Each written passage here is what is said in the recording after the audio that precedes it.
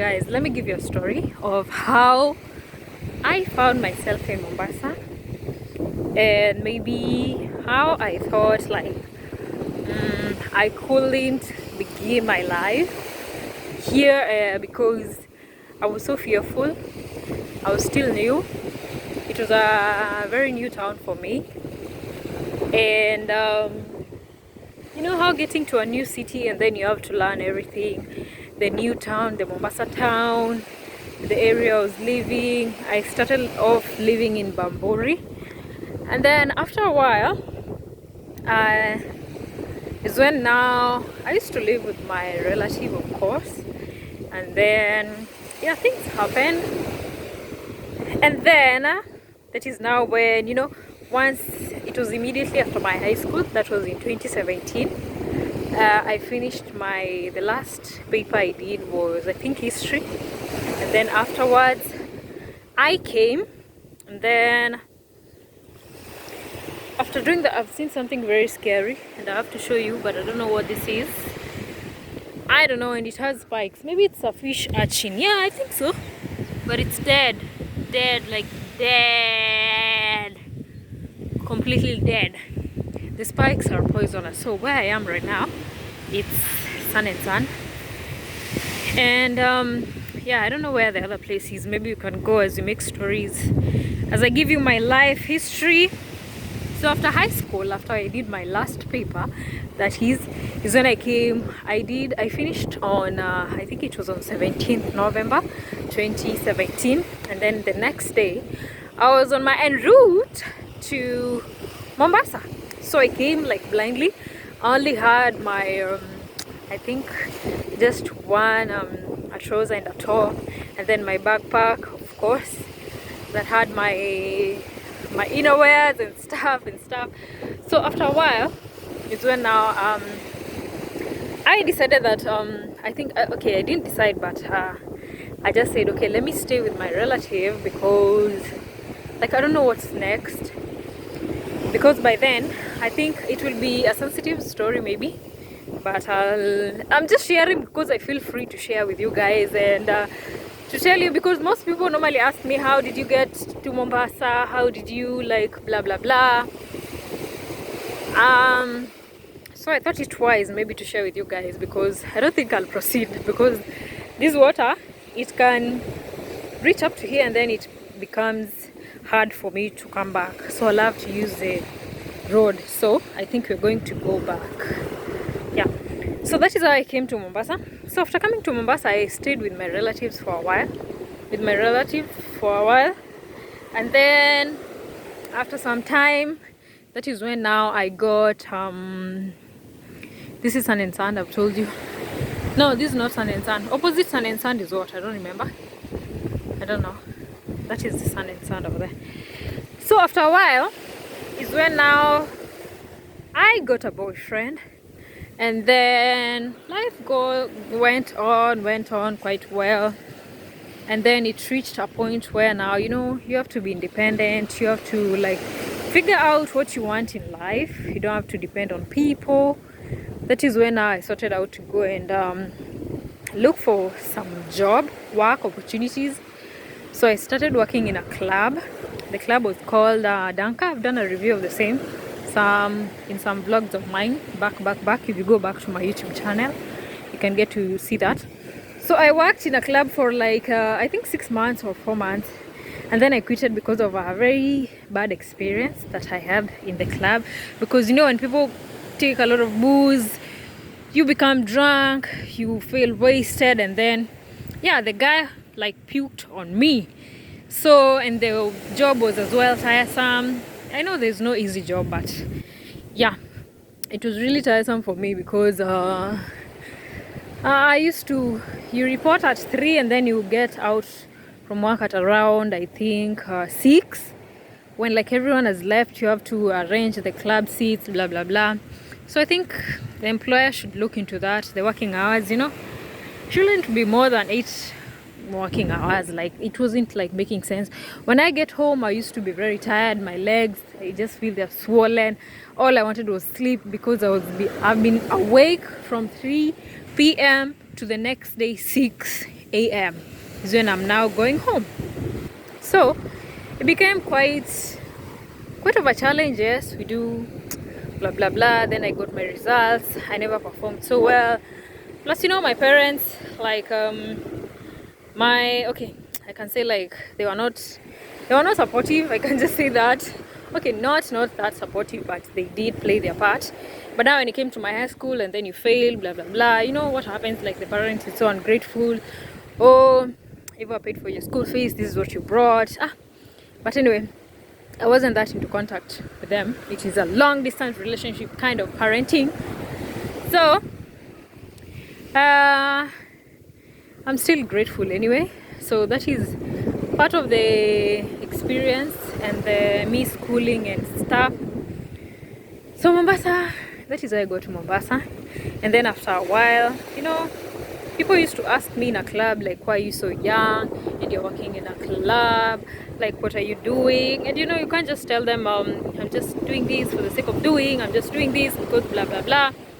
So I just used to give them like an excuse, I'm cool, nini, blah blah blah.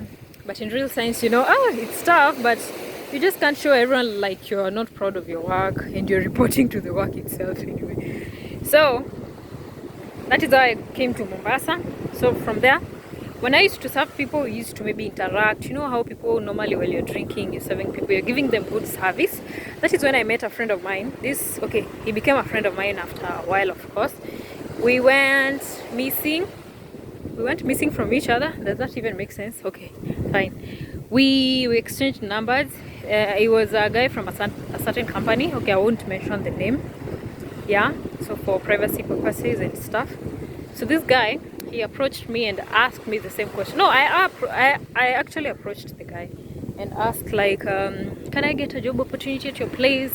This is what I've studied for. I'm still continuing with my studies. So he said he'll just take my contact, and then after a while, maybe is when we'll get to discuss one or two things. And then let me stand on this thing. Let me hope it's not something weird. So after a while, now this guy, after I quitted my club job, that is when one day I was just sleeping so bored in the house, and then he called me and asked if I was still interested with getting a job or acquiring a job. So he connected me to what I'm doing currently. Part of what I'm doing currently, before they gave me, let me just say, an upgrade. Yeah.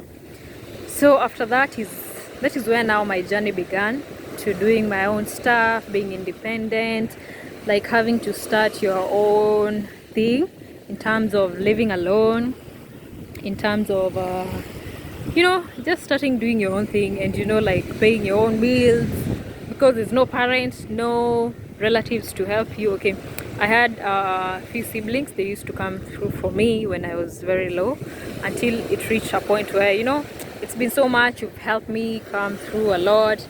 So this is it. This time maybe I want to do it by myself and maybe offload you the luggage of maybe paying for my rent and stuff, sending me upkeep money. It's good when you're getting something and then you appreciate, and then maybe you say, this person has really helped me a lot, so let them just rest a bit at least. Yeah, So that was it.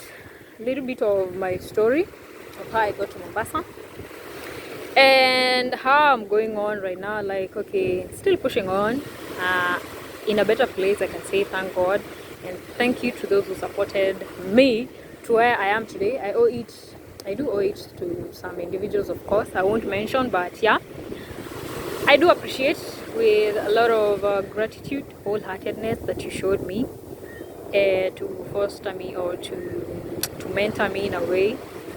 The right and the wrong, the good and the bad. Yeah, I do appreciate everything. So yeah, it's been life, ups and downs. There's times you become very extremely broke. You tell people, they don't even believe like you can go broke, because they always see you like living just a happy life, a contented life. But when you tell someone you're broke, they don't believe you. And relatives, not everyone will be there for you, so you just have to pick yourself up.